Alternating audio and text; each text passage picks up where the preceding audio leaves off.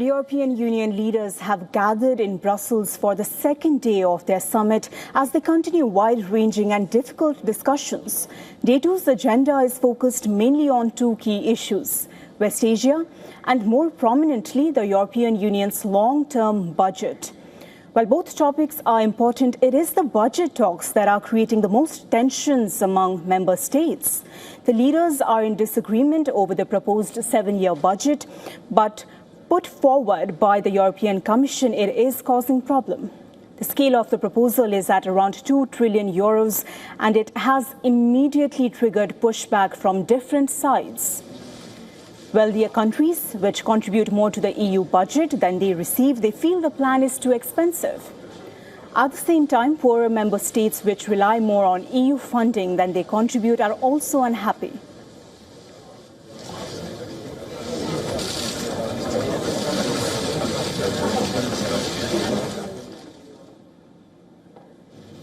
Arriving for the talks, German Chancellor Friedrich Merz did not hide his concern.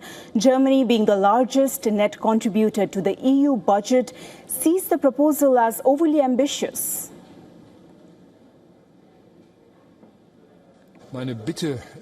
I am going to repeat my request once again today at the European Council that we should not allow the European Union to take on further debt. We must not do that. And that is why the German position on this is very clear. I share this view with a number of other member states of the European Union. This divide is not new. Every 7 years, the EU goes through the same difficult balancing act, trying to reach a unanimous agreement that satisfies all 27 members. The first attempt to narrow the gap, it came last week when the Cypriot EU presidency presented a revised draft that reduced the Commission's proposal by about 2%. But rather than claiming tensions, it only highlighted how far apart the sides still are. Despite these disagreements, the budget also carries major political priorities. One of the most significant is 100 billion euros earmarked for Ukraine's reconstruction plan. This shows EU's continued commitment to supporting Ukraine amid its ongoing war with Russia. No, it's not anymore president.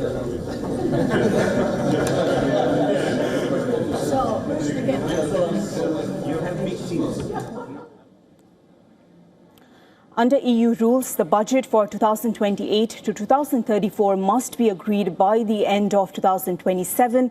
However, with a wave of national elections expected across several member states next year, leaders are now pushing to reach a political deal much earlier.